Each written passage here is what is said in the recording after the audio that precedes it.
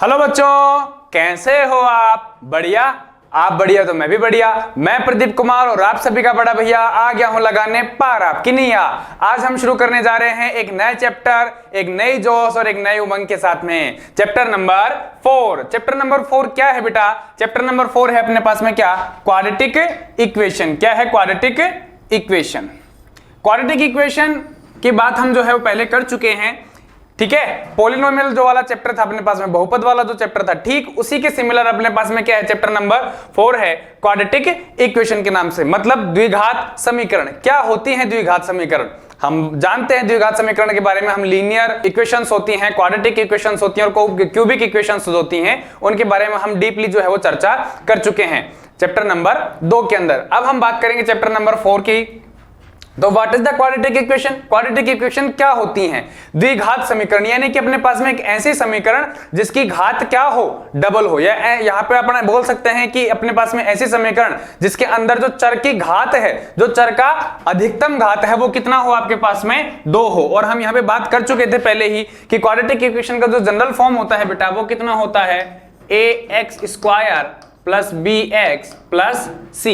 ax² plus bx plus c is equals to में 0। अगर बराबर में 0 नहीं है तो उससे पहले का अपने पास में ये जो वैल्यू बनती है, ये क्या बनती है? बहुपद, पॉलिनोमियल जिसे हम कहते हैं। और अगर बराबर में 0 लग जाए तो भी ये फिर क्या बन जाएगी? पूरी की पूरी एक क्वाड्रेटिक इक्वेशन या फिर द्विघात समीकरण बन जाएगी। द्विघात का पता कैसे चलता है? क्योंकि यहां पे जो अपने पास में वेरिएबल है बेटा, वेरिएबल क्या है? x। यहां पे भी क्या है? x, यानी कि वेरिएबल की संख्या कितनी है? 1। लेकिन उसकी जो घात है वो कितनी है? अधिकतम घात कितनी होनी चाहिए? 2 होनी चाहिए। 2 से कम भी नहीं होनी चाहिए और 2 से ज्यादा भी नहीं होनी चाहिए, क्योंकि अगर 2 से कम हो गया, मान लीजिए कि आपके पास में ये नहीं है, केवल bx प्लस c है, तो यहाँ पे वेरिएबल जो है वो क्या है? x है और उसकी अधिकतम घात कितनी है? 1 है। तो यहाँ पे आपके पास में जो समीकरण होगी वो द्विघात समीकरण नहीं होगी, वो कैसी होगी बेटा? रैखिक समीकरण होगी। और अगर आपके पास में वेरिएबल की घात या चर की घात अधिकतम 2 हो जाए तो वो क्या हो जाएगा? आपके पास में क्वाड्रेटिक इक्वेशन या फिर द्विघात समीकरण हो जाएगा, ठीक है। दूसरी बात, एक आपके पास में क्वाड्रेटिक इक्वेशन के लिए जो जनरल कंडीशन है वो तो ठीक है, ये हो गया। लेकिन इसके साथ में हमारे पास में एक चीज ध्यान रखनी है कि a जो है वो कभी भी 0 नहीं होना चाहिए। क्यों? क्योंकि a अगर 0 हो गया, a क्या है यहाँ पे? x² का कोफिशिएंट है, और अगर a इसका कोफिशिएंट जो है अपने पास में x² का जो कोफिशिएंट a है, अगर ये 0 हो गया तो आपके पास में पूरी की पूरी क्वांटिटी क्या हो जाएगी? 0।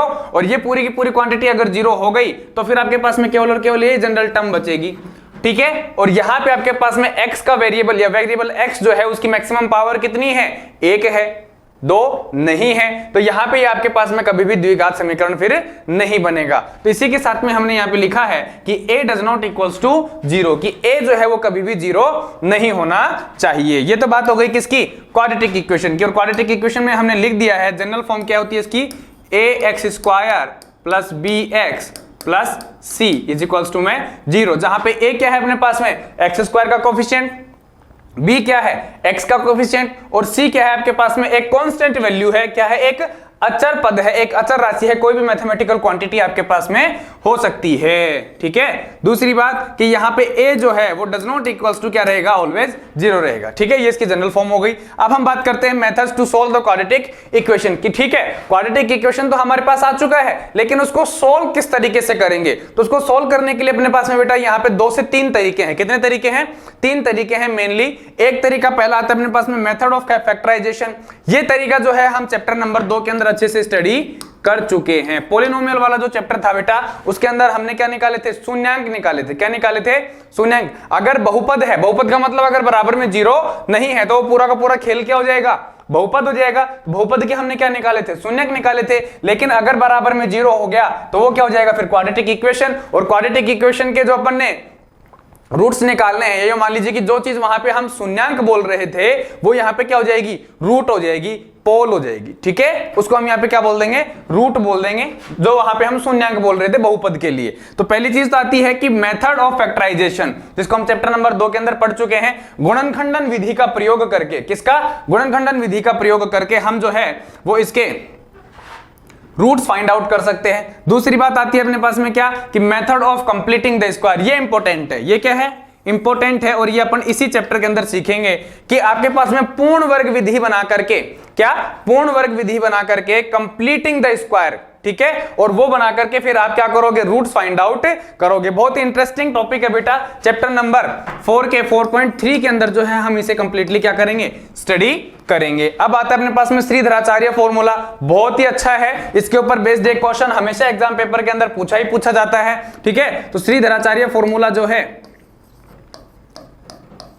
ये हम आपको बताएंगे और उसी की बेसिस पे, श्रीधराचार्य फॉर्मूले के बेसिस पे हम क्या करेंगे, रूट्स को फाइंड आउट कर लेंगे। पहले हम देखेंगे चीजों को, या यूं मान लीजिए कि रूट्स को फाइंड आउट करेंगे हम लॉन्ग मेथड से, फिर उसके बाद में हम क्या करेंगे, सिंपल और शॉर्ट स्वीट मेथड से हम क्या करेंगे, उसको सॉल्व कर दिया करेंगे। वो सब चीजें आएंगी लास्ट में, ठीक है। अब हम बात करते हैं nature of poles of quadratic equation की। लास्ट में जो हमारे पास में आएगा, या यूं कह दीजिए कि आपके पास में चैप्टर नंबर 4.4 के अंदर जो आएगा, एक्सरसाइज जो आएगी 4.4, उसके अंदर आप क्या देखोगे कि जो पोल्स बोल दीजिए, शून्यक बोल दीजिए, या फिर आप रूट बोल दीजिए, बात एक ही है, ठीक है। रूट बोलना ज्यादा बढ़िया है, पोल बोलना भी ज्यादा बढ़िया। जो रूट फाइंड आउट करोगे आप, उनकी नेचर कैसी है, ठीक है, वो आपके पास में बराबर होंगे।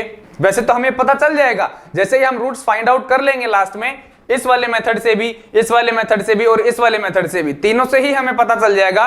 जैसे ही हमारे पास में रूट आ जाएंगे, तो रूट के प्राप्त होने के बाद में तो हम देखते ही पता चल जाएगा कि भाई साहब ये ठीक है, बराबर है, ये बराबर नहीं है, ठीक है, ये पॉजिटिव है, ये नेगेटिव है, ये वास्तविक है, ये आभासी है, सारा पता चल जाएगा हमें। लेकिन हमारे पास में इक्वेशन दी हुई है और उस इक्वेशन को देख करके ही, यानी कि सवाल को बिना पूरा सॉल्व किए ही हम उसकी नेचर के बारे में बता दें। किसकी नेचर के बारे में, रूट्स की नेचर के बारे में, कि इसके जो रूट्स होंगे वो कैसे होंगे, वास्तविक होंगे या आभासी होंगे, बराबर होंगे या अलग अलग होंगे, ठीक है। तो ये हम क्या करेंगे, इस पूरे के पूरे चैप्टर के अंदर स्टडी करेंगे। हम इसके अंदर क्या पढ़ने वाले हैं उसके बारे में हमने यहाँ पे हल्की फुल्की चर्चा कर ली है। अब हम बात करते हैं चैप्टर नंबर 4.1 या एक्सरसाइज नंबर 4.1, ठीक है। बढ़े आगे, सबसे पहले हम उसके एग्जांपल्स देखेंगे और फिर हम बात करेंगे उसके क्वेश्चंस की। तो चलिए शुरू करते हैं। हम बात कर रहे हैं एक्सरसाइज नंबर 4.1 की, और 4.1 में भी हम सबसे पहले क्या देखेंगे, उसके एग्जाम्पल, ठीक है। तो हम देख लेते हैं उसके एग्जाम्पल में क्या दिया हुआ है हमारे पास में। एग्जाम्पल नंबर फर्स्ट है बेटा, और उसके भी फर्स्ट में आता है हमारे पास, क्या आता है कि John and Jeevanti together have 45 marbles, कि जॉन और जीवंती नाम के दो बच्चे हैं और वो क्या रखते हैं अपने पास में, 45 मार्बल्स उनके पास में है, यूं कह सकते हो कि कंचे उनके पास में है। Both of them lost 5 marbles each and the product of the number of marbles they now have is 124, कि उनके पास में दोनों ने 5-5 कंचे खो दिए। अब 5 कंचे खो दिए तो खोने के बाद उनके पास में जितने कंचे बचे, उनका जो गुणनफल है, उनका जो प्रोडक्ट है, ठीक है, मल्टीप्लीकेशन है, वो कितना है, 124 है। तो हम जानना चाहते हैं कि आरंभ में उनके पास कितने कितने कंचे थे। कर देते हैं सॉल्व। क्या करना पड़ेगा, हमें नहीं पता कि जॉन के पास में कितने कंचे हैं और जीवंती के पास में कितने कंचे हैं, लेकिन उनका दोनों का टोटल दिया हुआ है, कितना है, 45 है, ठीक है। तो हम मान लेते हैं कि जॉन के पास में कितने कंचे, x, तो जीवंती के पास में कितने हो जाएंगे, 45 माइनस में x। अब जब दोनों खो देते हैं 5-5 कंचे, तो उसके बाद की कंडीशन से हम यहाँ पे देख लेते हैं कैसे करेंगे इस सवाल को सॉल्व। ध्यान दे बेटा, हम यहां मानते हैं let John have number of marble, कितने हैं हम मान लेते हैं उसके पास में x हैं। देन जीवंती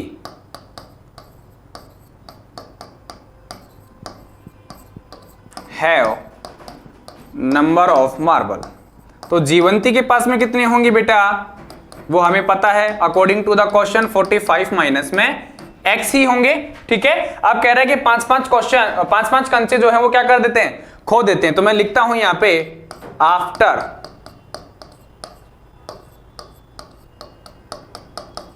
लेफ्टिंग द 5 मार्बल, कि 5 कंचे खोने के बाद में, ठीक है, जॉन के पास में कितने कंचे बचेंगे, John have number of marble, कि जॉन के पास में जो है वो कितने कंचे बचेंगे माय डियर, x माइनस में 5 ही बचेंगे, ठीक है। और आपके पास में फिर क्या है, जीवंती, तो जीवंती के पास में कितने बचेंगे, जीवंती हैव नंबर ऑफ मार्बल, कि जीवंती के पास में कितने कंचे बचेंगे? जीवंती के पास बचेंगे बेटा 45 माइनस एक्स माइनस में 5, ठीक है। 45 माइनस एक्स माइनस 5, 45 में से 5 जाएंगे तो कितने बचेंगे? 40 बचेंगे। तो मैं इसको क्या लिख देता हूं एक बार में ही, 40 माइनस में x। क्लियर है? क्लियर है कि नहीं है? ये हो जाएगा आपके पास में 40 माइनस x। इसके बाद में हम बात करते हैं अकॉर्डिंग टू द क्वेश्चन।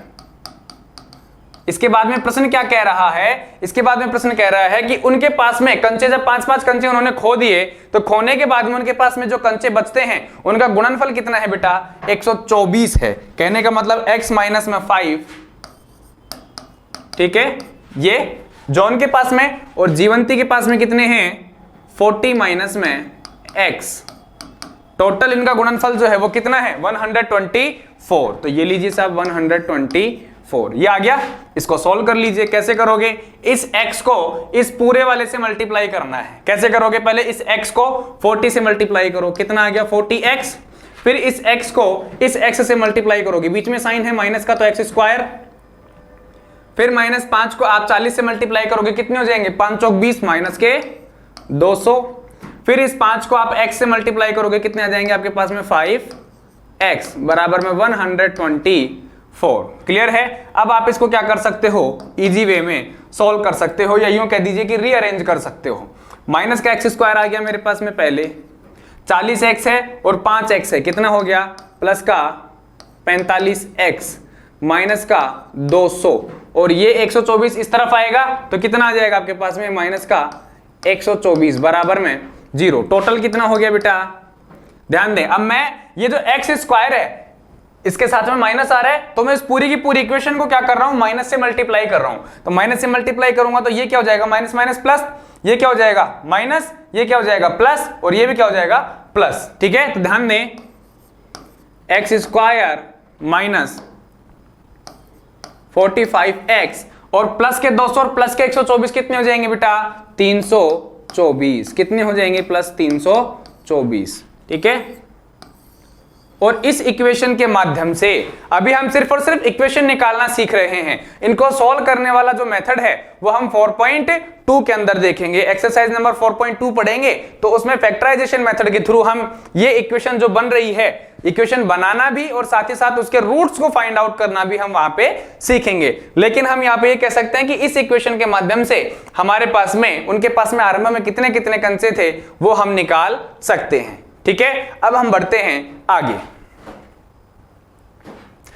अब आता है हमारे पास में एग्जांपल नंबर फर्स्ट का क्वेश्चन नंबर सेकंड, और ये क्या कहता है? ये कहता है कि एक cottage industry produce a certain number of toys in a day, कि आपके पास में कोई एक कुटीर उद्योग है और वहां पे आपके पास में कुछ खिलौने निर्मित होते हैं, वहां पे कुछ खिलौने बनाए जाते हैं। फिर कहता है the cost of production of each toy in rupees was founded to be 55 minus the number of toys production in a day, यानी कि प्रत्येक खिलौने का जो मूल्य है वो रुपए 55 में से एक दिन में निर्माण किए गए खिलौने की संख्या को घटाने से प्राप्त संख्या के बराबर होता है। यानी कि एक खिलौने की फैक्ट्री है, वहां पे डेली कुछ ना कुछ खिलौने बनते हैं। अब क्या कह रहा है कि वहां पे जो खिलौने बनते हैं, किसी एक दिन की बात कर रहा है कि वहां पे जो खिलौने बनते हैं उसमें प्रत्येक खिलौने का जो मूल्य है 55 रुपए में से उस दिन जितने खिलौने बने वो संख्या अगर हम घटा दें तो फिर अपने पास में उस संख्या के बराबर आ जाता है। यानी कि प्रत्येक खिलौने का मूल्य जो है वो 55 में से उस दिन जितने खिलौने बने वो संख्या घटा दीजिए तो उसका मूल्य आ जाएगा आपके पास में। फिर कहते हैं किसी एक दिन कुल निर्माण लागत 750 रुपए थी,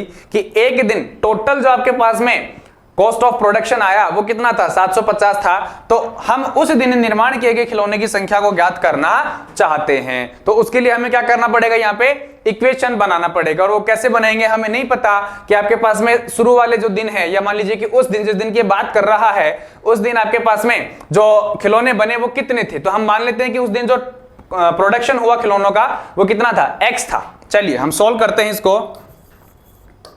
late the production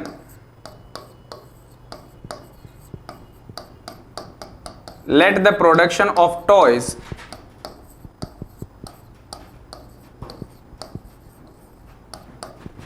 on that days उस दिन या ऑन दैट डे कर लीजिए, डेज की जगह, कि उस दिन जो खिलौनों का प्रोडक्शन है वो कितना था। हम मान लेते हैं कितना था बेटा, x खिलौने बने उस दिन, ठीक है। तो cost of production on that day कितना हुआ,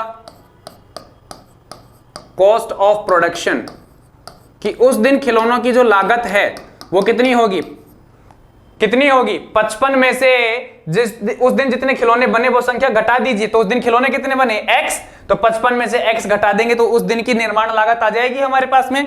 तो cost of production of toys that day, कि उस दिन जो निर्माण लागत है वो कितनी है 55 माइनस में x। क्लियर है। अब हम बात करते हैं total cost of production, total cost of production on that day, कि उस दिन खिलौनों की जो टोटल या कुल निर्माण लागत है वो कितनी होगी बेटा। भाई खिलौने इतने बने और इतने रुपए का एक खिलौना, ठीक है, तो कितना आ जाएगा टोटल, आप इनको मल्टीप्लाई करके निकाल सकते हो, ठीक है। तो आप इन दोनों को मल्टीप्लाई करोगे तो आपके पास में उस दिन की टोटल निर्माण लागत जो है वो आ जाएगी। और उस दिन की निर्माण लागत कितनी दे रखी है इसने, 750 दे रखी है। तो हम इसको आगे सोल्व कर लेते हैं अकॉर्डिंग टू द क्वेश्चन, ये लगा करके, और ये जो हमारे पास वैल्यू आई है इसको हम 750 के बराबर रख देते हैं, यानी कि x इंटू में 55 माइनस में x इज इक्वल्स टू में 750। क्लियर है। इसको सोल्व करें, x को 55 से मल्टीप्लाई करोगे बेटा कितने आ जाएंगे 55x, x को x से मल्टीप्लाई करोगे कितने आ जाएंगे x स्क्वायर, और यहां पे कितना है 750, ठीक है।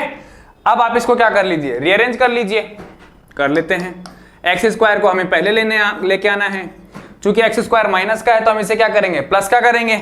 माइनस से इस पूरी संख्या को मल्टीप्लाई कर लेते हैं, तो 55x जो कि प्लस का है वो किसका हो जाएगा, माइनस का हो जाएगा, ठीक है। और ये आपके पास में 750 जो है इस तरफ प्लस का है, ठीक है, माइनस का हो जाएगा इस तरफ आएगा तो, और चूंकि हम इस पूरी संख्या को माइनस से मल्टीप्लाई कर चुके हैं तो ये किसका हो जाएगा आपके पास में, प्लस का 750 बराबर में 0। और इस इक्वेशन के माध्यम से आप क्या कर सकते हो, इस दिन जो खिलौने बनते हैं उनकी संख्या ज्ञात कर सकते हो, ठीक है। कैसे करना है वो हम आगे बताएंगे, ठीक है।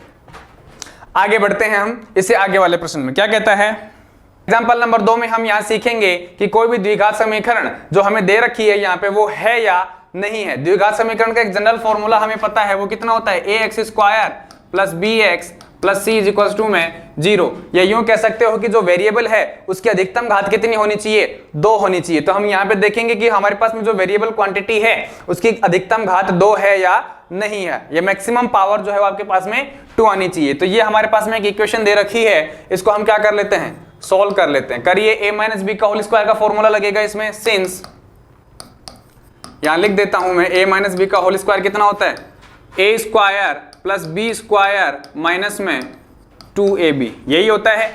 इस फॉर्मूले के अकॉर्डिंग हम इसको सोल्व करते हैं तो कितना आ जाएगा हमारे पास में, x स्क्वायर प्लस 4 माइनस में 2ab यानी कि 4x इज इक्वल्स टू में प्लस 1 इज इक्वल्स टू में कितना है 2x माइनस का 3, यही है। सोल्व कर लीजिए, 2x इस तरफ आएगा किसका हो जाएगा, माइनस का 4x और माइनस का 2x कितना हो जाएगा 6x, कितना हो जाएगा 6x, ठीक है। प्लस 4 प्लस 1 कितना हो गया, प्लस का 5, और ये माइनस का 3 जब इस तरफ आएगा तो किसका हो जाएगा, प्लस का 3, यानी कि प्लस 5 और प्लस 3 कितना हो जाएगा आपके पास में, प्लस का 8 इज इक्वल्स टू में कितना बच जाएगा 0। और इसका कंपैरिजन जब हम इस वाली इक्वेशन से कराएंगे तो हमें पता चल रहा है कि यहाँ पे वेरिएबल क्या है, x है, और उसकी अधिकतम घात कितनी है, 2 है, यानी कि ये क्या है आपके पास में एक द्विघात समीकरण है। तो आप यहाँ पे सीधा लिख सकते हो कि this is a quadratic equation,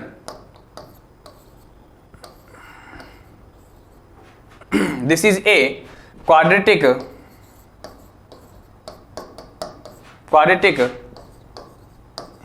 equation. Clear है। अब हम बढ़ते हैं आगे,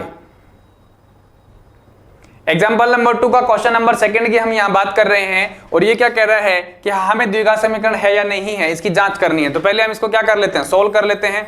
चलिए साहब इसको सोल्व करेंगे।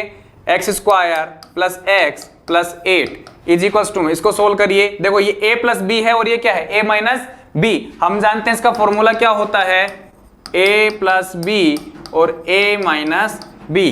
देखो x प्लस 2 और x माइनस 2 यानी कि a plus b a minus b, इसका फॉर्मूला हमें पता है कितना होता है, a square minus b square होता है। ये फॉर्मूला आप साइड में लिख सकते हो और आप इस फॉर्मूले के बेसिस पे डायरेक्ट इसको क्या लिख सकते हो, एक्स स्क्वायर माइनस का 4।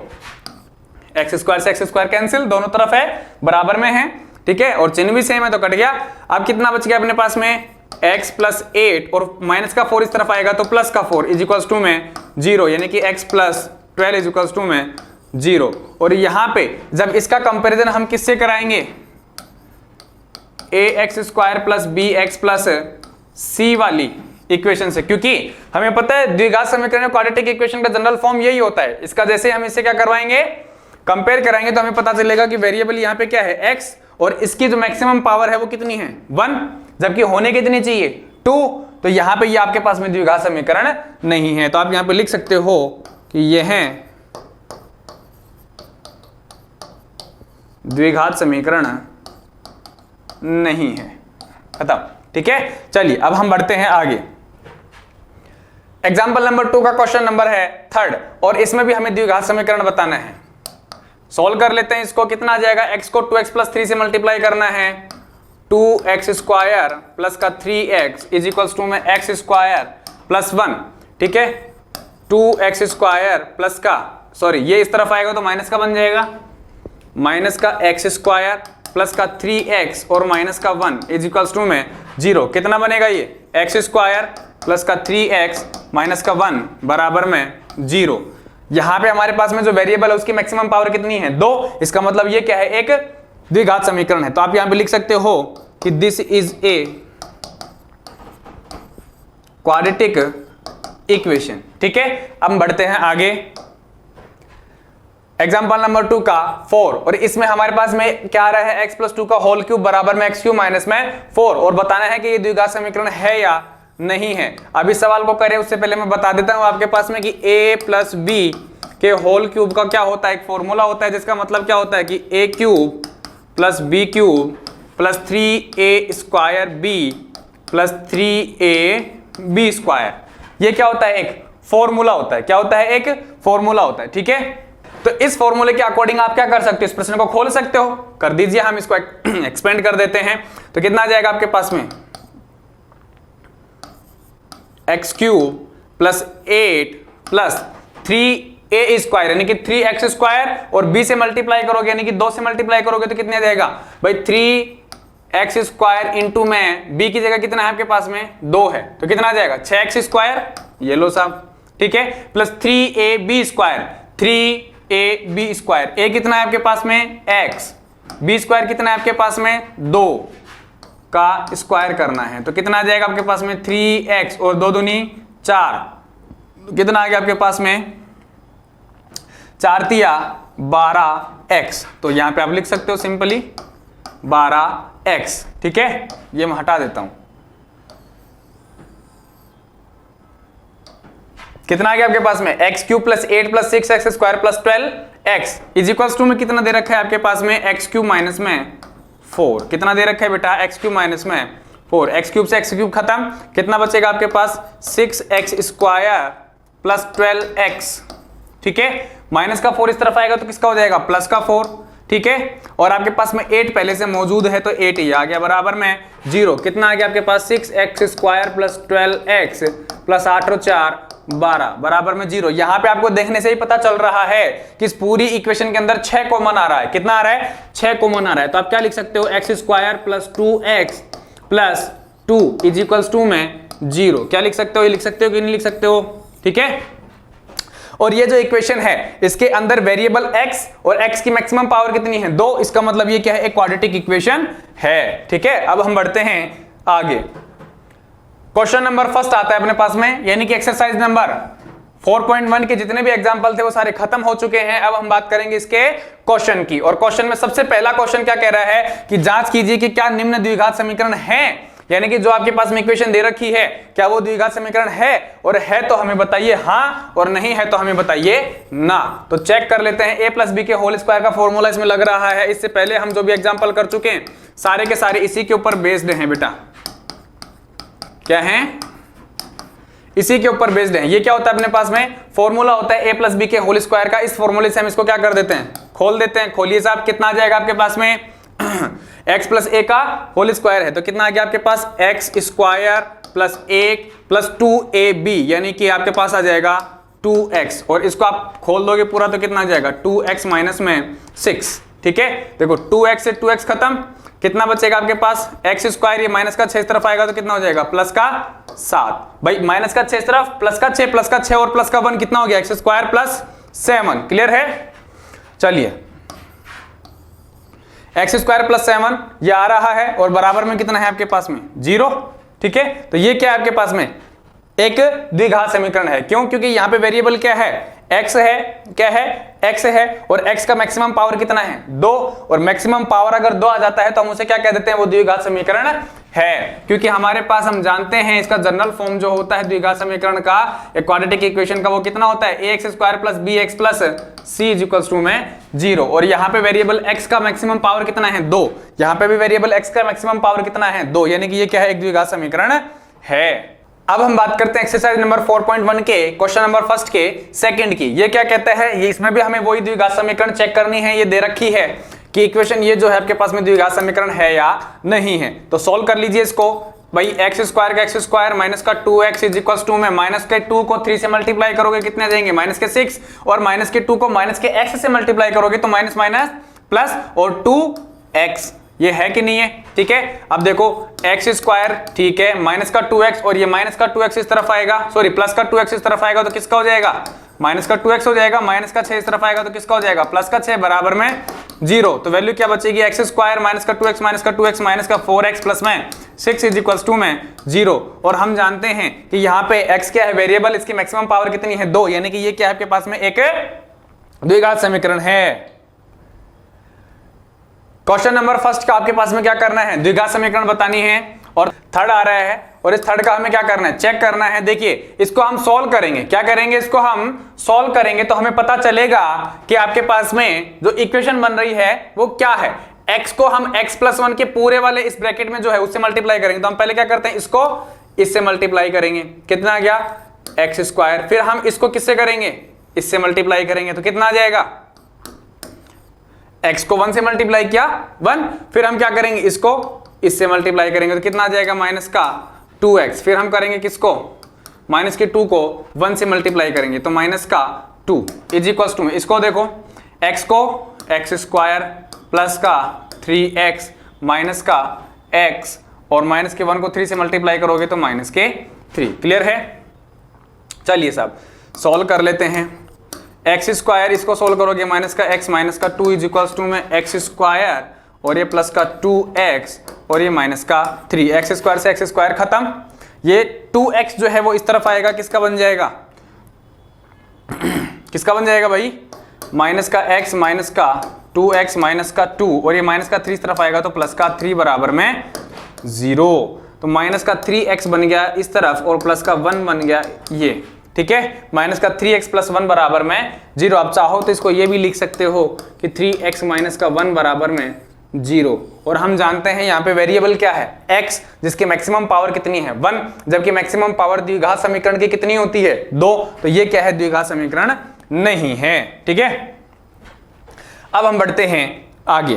क्या कह रहा है क्वेश्चन नंबर फर्स्ट का 4, इसमें भी हमें द्विघात समीकरण चेक करना है कि वो है या नहीं है। तो मल्टीप्लाई कर लीजिए सीधा, x को इससे करोगे कितने आ जाएंगे 2x square plus x minus का 6x माइनस का 3x स्क्वायर प्लस का 5x। तो देखो 2x स्क्वायर, ये x स्क्वायर इस तरफ आएगा माइनस का x स्क्वायर, ये कितना बच गया माइनस का 5x, ये प्लस 5x इस तरफ आएगा तो माइनस का 5x, और माइनस का 3 बराबर में 0। सॉल्व करिए, एक्स स्क्वायर माइनस का 10x माइनस का 3 बराबर में 0। यहाँ पे वेरिएबल क्या है बेटा x है, और इसकी मैक्सिमम पावर कितनी है 2। और मैक्सिमम पावर अगर 2 है तो ये क्या है, एक द्विघात समीकरण है। क्लियर है, आगे बढ़ो। क्वेश्चन नंबर फर्स्ट का 6, और इसमें क्या कह रहा है आपके पास में x² + 3x + 1 ये एक द्विघात समीकरण है या नहीं है। तो सोल्व कर लेते हैं हम इसको। इसमें तो हमें कुछ करना है ही नहीं, फॉर्मूला लगाना है सीधा, चूंकि हम जानते हैं कि a - b के होल स्क्वायर का जो फॉर्मूला है वो a² + b² माइनस का 2ab होता है। तो इसको आप सोल्व करोगे आपको पता चलेगा x² प्लस में 4 माइनस में कितना आ जाएगा 4x। ठीक है, x² से x² खत्म ये, तो यहां से पता चल रहा है आपको कि ये द्विघात समीकरण नहीं है। लेकिन इसको और आगे सोल्व करते हैं तो पता चलेगा 3x, ये माइनस का 4x इस तरफ आएगा तो प्लस का 4x, और कितना बन जाएगा 7x। ठीक है, ये इस तरफ आएगा तो कितना बनेगा माइनस का 4 यानी कि माइनस का 3 = में 0। ठीक है, और यहां पे x क्या है, वेरिएबल, इसकी मैक्सिमम पावर कितनी है 1, जबकि होने कितनी चाहिए द्विघात समीकरण के लिए 2। हम ये बात शुरू में ही पढ़ चुके हैं। ठीक है, तो ये क्या है, द्विघात समीकरण नहीं है। आइए आगे बढ़ते हैं। क्वेश्चन नंबर फर्स्ट का 7 नंबर दे रखा है। क्या कह रहा है कि आप इसको सोल्व कीजिए, और इसको सोल्व करने से पहले मैं आपको बता दूं बेटा कि इसमें a + b के होल क्यूब का क्या लगेगा, फॉर्मूला लगेगा। तो ये क्या आ जाएगा आपके पास में a³ + b³ + 3a² b + 3ab का स्क्वायर। ठीक है, अब हम इस फॉर्मूले की सहायता से इस वाले पोर्शन को खोल देते हैं। ठीक है, तो खोलिए साहब, कितना आ जाएगा x³ + 8 + 3a² b, यानी कि आपके पास कितना आ जाएगा 6x² + 3ab² यानी कि 12x बराबर में, इसको खोलिए 2x को x² से मल्टीप्लाई करोगे कितने आ जाएंगे 2x³, और 2x को 1 से मल्टीप्लाई करोगे कितने आ जाएंगे -2x। अब देखो ये 2x³ इस तरफ आ जाएगा कि नहीं आ जाएगा। ठीक है, प्लस का 8 प्लस का 6x² प्लस का 12x, और ये माइनस का 2x है इस तरफ आएगा तो किसका हो जाएगा प्लस का 2x = में 0। ठीक है, तो माइनस का x³ x³ माइनस का 2x³ कितना बचेगा बेटा माइनस का x³। ठीक है, 6x² प्लस का 6x², फिर देखो प्लस के 12x और प्लस के 2x कितने हो गए, प्लस के 14x। ठीक है, और 8 ही आ गए आपके पास में। यहां पे आपके पास में जो वेरिएबल क्वांटिटी है वो क्या है, सब में x है। ठीक, यहां x³ सबसे बड़ा है और उसके साथ में माइनस आ रहा है, तो मैं अगर इसको थोड़ा सा रीअरेंज करूं और माइनस की संख्या से या -1 से इस पूरे को मल्टीप्लाई कर दूं तो मेरे पास में क्या बनेगा x³ माइनस 6x² माइनस का 14x और माइनस का 8 = में 0। ठीक है, और यहां पे x की मैक्सिमम पावर कितनी है 3 है। कितनी है 3 है, होने को यहां पे अपने पास में x² भी आ रहा है समीकरण में, लेकिन अधिकतम घात चाहिए हमें, तो क्या चाहिए maximum power of the variable. चर की अधिकतम घात अगर 2 है तो वो द्विघात समीकरण है। Maximum power of the variable is 2, then it is called the quadratic equation.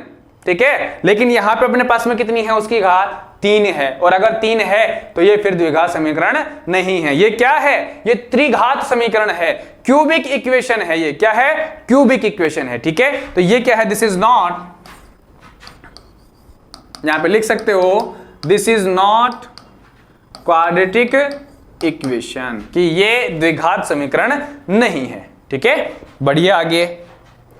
Question number 8, x³ minus में 4x² माइनस x + 1, इसको सोल्व कर लेते हैं। और यहां पे अपने पास a - b का होल क्यूब आ रहा है। क्या आ रहा है a - b का होल क्यूब। सबसे पहले मैं आपके सामने यहां पे क्या लिख देता हूं, a - b का होल क्यूब का फॉर्मूला लिख देता हूं। a - b के होल क्यूब का फॉर्मूला कितना होता है बेटा, a³ - b³ माइनस में 3ab और ब्रैकेट में a - b।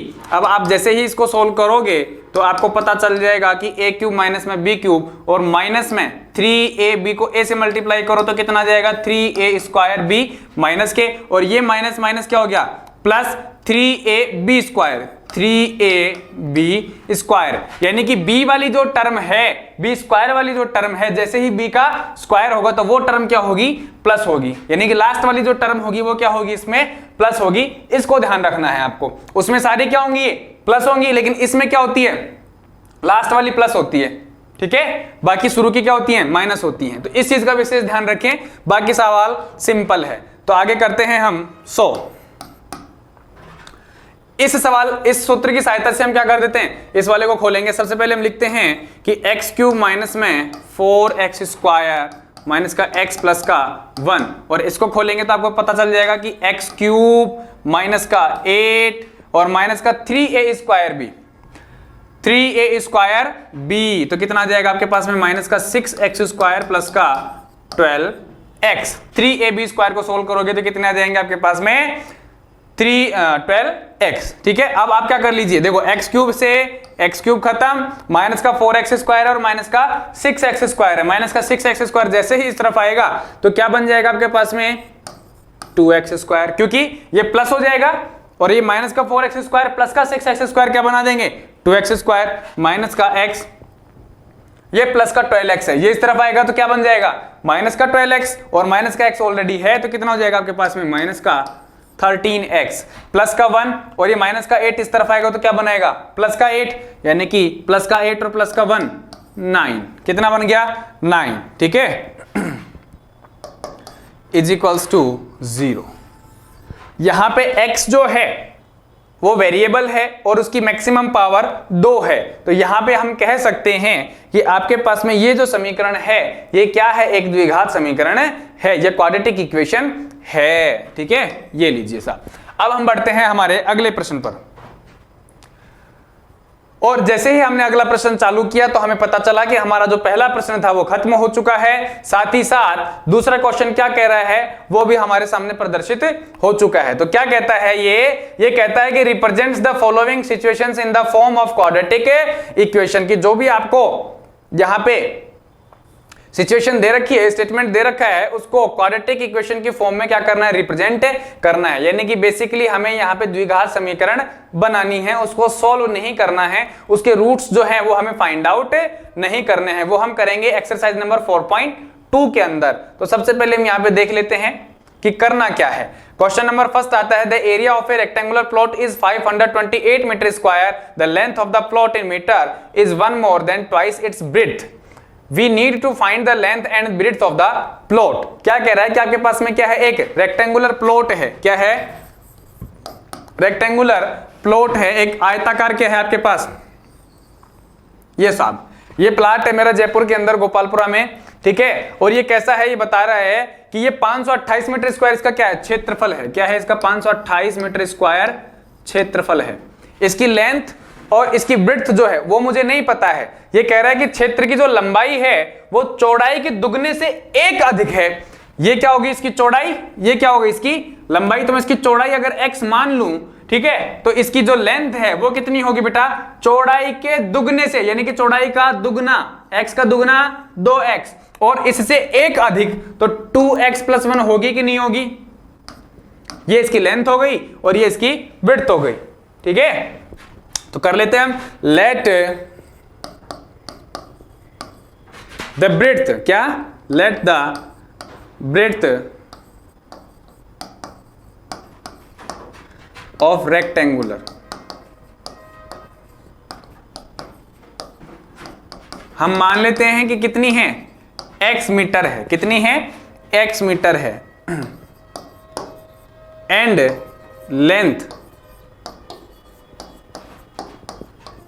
Length of rectangular, और रेक्टेंगुलर की जो लेंथ है वो कितनी होगी, वो होगी हमारे पास 2x + 1 मीटर, क्या होगी, मीटर, ठीक है। अकॉर्डिंग टू द क्वेश्चन, प्रश्न के अनुसार, प्रश्न क्या कह रहा है कि इसका क्षेत्रफल जो है, एरिया जो है वो कितना है, वो 528 है, और हमें पता है कि आयत का जो क्षेत्रफल होता है वो कितना होता है, लंबाई गुणा चौड़ाई, तो लंबाई कितनी है आपके पास में 2x + 1, और चौड़ाई कितनी है x, लंबाई गुणा चौड़ाई बराबर में क्षेत्रफल होता है, एरिया होता है, जिसका मान 528 है। तो ये वैल्यू इसके बराबर आएगी कि नहीं आएगी। अब मैं इसको क्या कर लेता हूं, सोल्व कर लेता हूं, ये बन जाएगा भाई 2x को x से मल्टीप्लाई करूंगा 2x स्क्वायर, फिर मेरे पास में 1 है और x से इसको मल्टीप्लाई करूंगा x, और ये 528 इस तरफ प्लस का था, इस तरफ कूद के आ जाएगा तो माइनस का 528 और बराबर में 0। इस समीकरण की सहायता से मैं क्या कर सकता हूं, इसकी लंबाई और चौड़ाई ज्ञात कर सकता हूं। इससे आगे हमें सोल्व नहीं करना है क्योंकि कह रहा है कि समीकरणों के रूप में निरूपित करना है सिर्फ और सिर्फ, इससे आगे हमें नहीं बढ़ना है। ठीक है, तो इसको आप यहां तक ही करके छोड़ना। और अगर पूछे कि अगर हमें बताओ लंबाई और चौड़ाई कितनी है, आगे पूछे भीगा, तो आपको इससे आगे वाले चैप्टर के अंदर सिखा देंगे कैसे करना है। और वैसे आपको पता भी है, पॉलिनोमियल वाले चैप्टर के अंदर अपन पढ़ चुके हैं कि कैसे इसको अपन सोल्व करेंगे, तो x की वैल्यू आप वहां से फाइंड आउट कर सकते हो। अब आता है हमारे पास में एक्सरसाइज नंबर 4.1 का क्वेश्चन नंबर 2। क्या कह रहा है कि दो क्रमागत धनात्मक पूर्णांकों का गुणनफल 306 है और हमें इन पूर्णांकों को ज्ञात करना है, लेकिन हम इसकी मानेंगे बाद में। पहले क्या कह रहा है कि द्विघात समीकरणों के रूप में निरूपित करना है।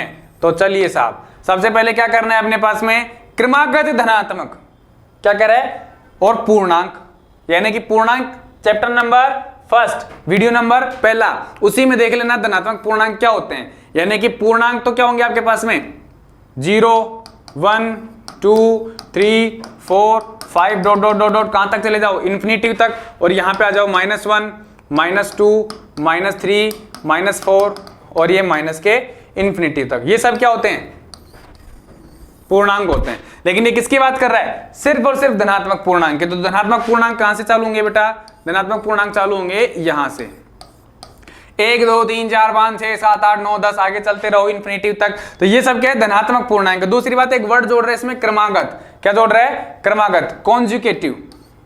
ठीक है, कॉन्जुगेटिव मतलब 1 के बाद में 2, 2 के बाद में 3, 3 के बाद में 4। ऐसे नहीं है कि 2 के बाद में 4 आ गया, 4 के बाद में 6 आ गया। और ऐसा कब आएगा, देखो अगर मैं इसको x मान लूं, ठीक है, तो 2 कब आएगा, x में +1 करने पर 2 आ गया। ठीक है, अगर मैं इसको x मान लूं तो अगला कब आएगा, इसमें +1 करने पर। ठीक है, क्रमागत कब आता है, क्रमागत धनात्मक पूर्णांक, उसमें +1 कर दें अगर हम, ठीक है, तो क्रमागत धनात्मक पूर्णांक आ जाता है। ये चीज मुझे आपको समझानी थी कि कॉन्जुगेटिव पॉजिटिव इंटीजर्स कैसे हम यहां पे लिखेंगे। तो सबसे पहले हम मानते हैं बेटा कि late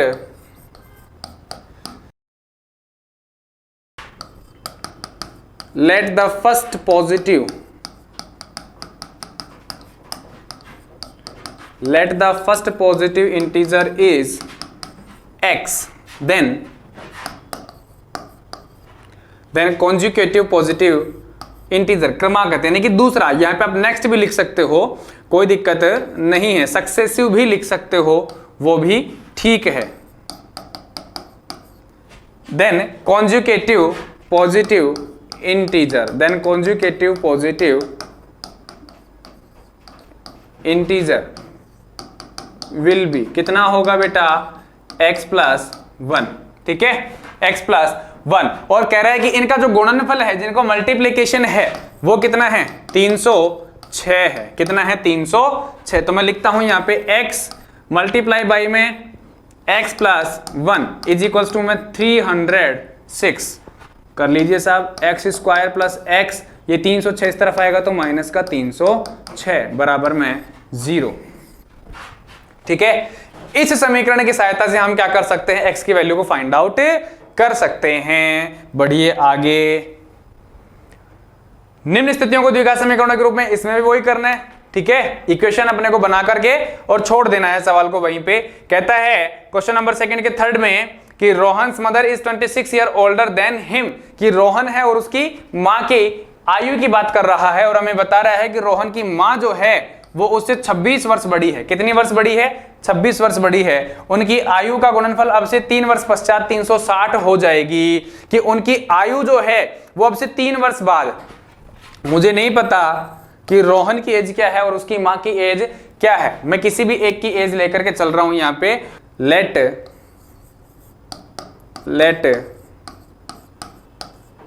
present age of Rohan is x year old. मैं मान लेता हूं कि उसकी वर्तमान एज जो है रोहन की वो कितनी है, x है। देन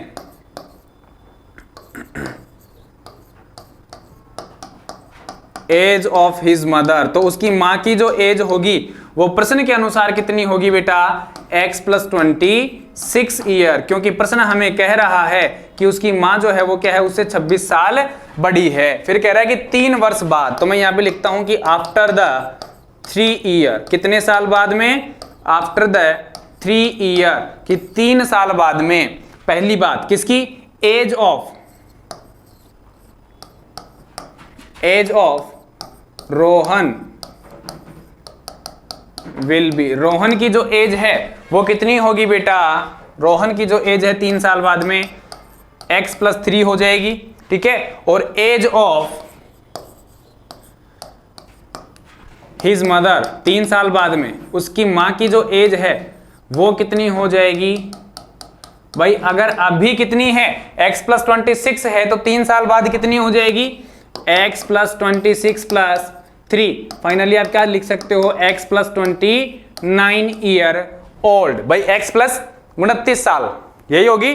फिर कह रहा है कि 3 साल बाद में उनकी आयु का जो गुणनफल है वो कितना है, 360 है, यानी कि ये और ये, इन दोनों का हम मल्टीप्लिकेशन कर दें तो किसके बराबर होगा, 360 के होगा। तो कर दीजिए साहब, x + 3 मल्टीप्लाई बाई में x + 29 इज इक्वल्स टू में कितना है बेटा, 360, मल्टीप्लाई कर लो, x² प्लस में 29x प्लस में 3x और प्लस में कितना आ जाएगा, 29 को 3 से मल्टीप्लाई करोगे तो कितना आ जाएगा, 87, बराबर में कितना आ जाएगा बेटा, 360। क्लियर है, यही आएगा। चलिए अब हम सोल्व कर लेते हैं इसको।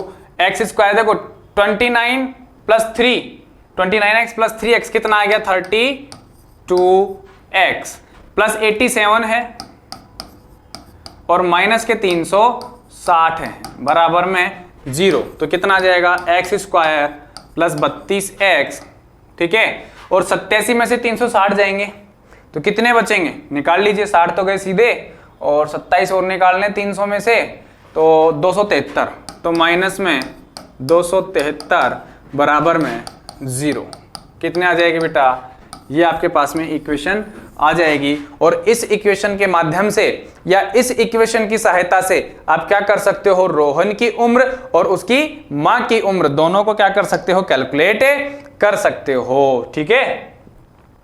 करनी कैसे है वो हम आगे बताएंगे। इससे जस्ट आगे वाले चैप्टर के अंदर एक्सरसाइज नंबर 4.2 में चिंता करने की, घबराने की जरूरत नहीं है। और ये बिल्कुल नहीं सोचना है कि ये सारे क्वेश्चन अधूरे छुड़वा रहे हैं, आगे नहीं करवा रहे हैं। ये सिर्फ यहीं तक पूछ रहे हैं बेटा कि द्विघात समीकरणों के रूप में निरूपित करो। इससे आगे हम करेंगे तो हमारे पास में x की वैल्यू निकालनी है और ज्यादा कुछ नहीं करना है, वो हम इससे जस्ट आगे वाले चैप्टर में सीख लेंगे, ठीक है। अब हम बात कर रहे हैं एक्सरसाइज नंबर 4.1 के क्वेश्चन नंबर 2 के 4th की। और ये क्या कहता है, ये कहता है हमें कि a train travels a distance of 480 kilometre at a uniform speed, if the speed had been 8 kilometre पर hour less than it would have taken 3 hour more to cover the same distance. कि एक train है आपके पास में, वो 480 kilometre की distance से क्या कर रही है, एक डिस्टेंस को 480 किलोमीटर की डिस्टेंस को कवर कर रही है और उसको कवर करने में कुछ समय ले रही है। वो हमें नहीं बताया है कि वो कितना समय उसमें ले रही है। अगर वो समय लेती तो हमें इसकी स्पीड यहीं पे निकाल लेते, लेकिन हमें क्या दिया हुआ है, सिर्फ और सिर्फ डिस्टेंस दी हुई है कि 480 किलोमीटर की दूरी को वो तय करती है। अब अगला स्टेटमेंट क्या है, अगला स्टेटमेंट है कि वो जो जिस स्पीड से चल रही है उसकी स्पीड में हम क्या कर देते हैं, 8 किलोमीटर प्रति घंटा की कमी कर देते हैं। तो 480 किलोमीटर की डिस्टेंस को ट्रेवल करने में ही उसे क्या लगेगा, 3 घंटा ज्यादा लगेगा। कितना घंटा ज्यादा लगेगा, 3 घंटा ज्यादा लगेगा। तो हमारे पास में यहाँ पे क्या है, टाइम का डिफरेंस है। क्या है, टाइम का डिफरेंस है। शुरुआत का टाइम हमें नहीं पता, ठीक है, बाद का टाइम भी हमें नहीं पता, लेकिन उनका डिफरेंस दे रखा है कि उनका डिफरेंस कितना है, 3 घंटे है। तो बेसिकली हम क्या कर लेते हैं, जो फर्स्ट स्टेटमेंट दे रखा है, ठीक है, इसका टाइम कैलकुलेट कर लेते हैं। और जो सेकंड नंबर पे स्टेटमेंट दे रखा है 8 किलोमीटर पर आवर की स्पीड कम करने के बाद में, उसका हम टाइम कैलकुलेट कर लेते हैं। और उनका डिफरेंस जो है वो हमारे पास में 3 घंटे है ही, ठीक है। तो दोनों सिचुएशंस का टाइम कैलकुलेट कर लेके और उनका डिफरेंस कर देते हैं। तो आइए, सिंस वी नो दैट, या सबसे पहले हम मान लेते हैं ट्रेन की स्पीड। तो आंसर में हम क्या लिखेंगे, आंसर में हम लिखेंगे कि let the speed of train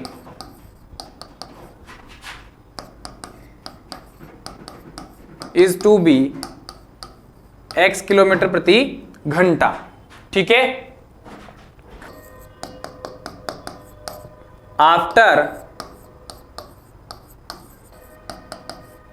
after decreasing the speed of train, कि ट्रेन की स्पीड को डिक्रीज करने के बाद में उसकी जो स्पीड बनेगी वो कितनी रहेगी, x माइनस में 8 किलोमीटर प्रति घंटा। ठीक है, अब हम बात करते हैं अकॉर्डिंग टू द क्वेश्चन।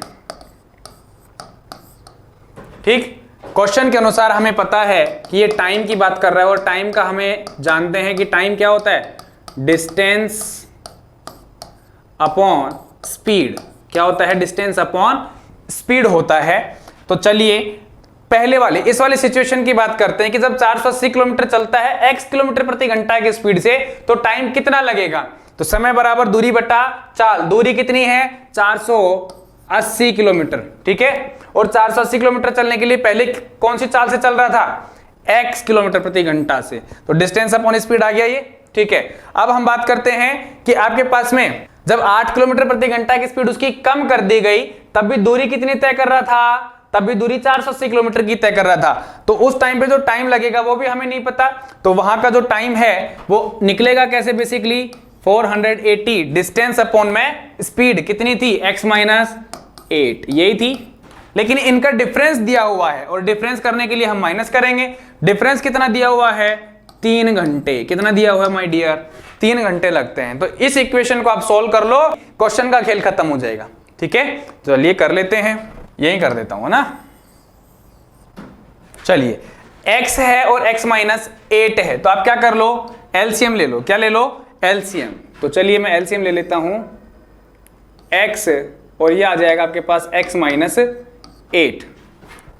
देखो इन दोनों में ये हमने नीचे वाला पार्शन दोनों का क्या कर ले लिया, एलसीएम ले लिया। तो यहां पे कितना आ जाएगा ऊपर, 480 x माइनस 8 और माइनस में x माइनस 8 इस तरफ है, तो कितना x से मल्टीप्लाई करना पड़ेगा, 480 x और इज इक्वल्स टू में कितना आएगा बेटा, 3 आवर। कितना आ जाएगा, 3 आवर। तो ये लीजिए 3। ठीक है, तो करिए इसको सॉल्व। कितना आ जाएगा आपके पास में, ध्यान दें, 480x कितना आ जाएगा, 480x। ठीक है, 480 को आप 8 से मल्टीप्लाई करोगे तो आपके पास कितना आ जाएगा बेटा, 3840। करके देख लेना कितना आएगा, 3840। और यहां पे आपके पास में माइनस का 480x है ही, इसमें तो कुछ करना ही नहीं है। ठीक है, बराबर में क्या है, अब इस पोर्शन को हमें क्या करना है, 3 से मल्टीप्लाई करना है। तो मैं कर देता हूं, कितना आ जाएगा, 3 और मल्टीप्लाई बाई में x स्क्वायर माइनस में 8x, x स्क्वायर माइनस में 8x। ठीक है, तो चलिए साहब देखो 480x से 480x खत्म, क्योंकि ये माइनस का है और ये किसका है, प्लस का है। तो हमारे पास बचेगा क्या, 3840 और इज इक्वल्स टू में 3x स्क्वायर माइनस में 8 24x। ठीक है, इस 3840 को मैं इस तरफ लेके जाऊंगा तो मेरे पास वैल्यू आएगी कितनी बेटा, 3x स्क्वायर प्लस का 24, सॉरी माइनस का 24x प्लस का 3840। कितना आ जाएगा, 3840 और बराबर में 0। ठीक है, इसमें से आप 3 कॉमन भी ले सकते हो। 3 कॉमन लेओगे तो आपके पास वैल्यू क्या आएगी, x स्क्वायर माइनस का 8x और प्लस का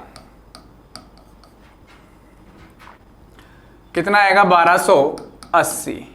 यानी कि आप चाहे नीचे वाली इक्वेशन ले लो, उससे भी आपके पास में ट्रेन की स्पीड आ जाएगी, या फिर आप चाहे इस वाली इक्वेशन से सॉल्व कर लो, इससे भी आपके पास में ट्रेन की स्पीड x का मान आ जाएगा। ठीक है, तो आप इस प्रकार से यहां तक इक्वेशन बना करके और फिर उससे आप क्या कर सकते हो, x का मान कैलकुलेट कर सकते हो। कैसे करेंगे हम, जस्ट इससे आगे वाले चैप्टर या एक्सरसाइज 4.2 के अंदर सीखेंगे। ठीक है, चलिए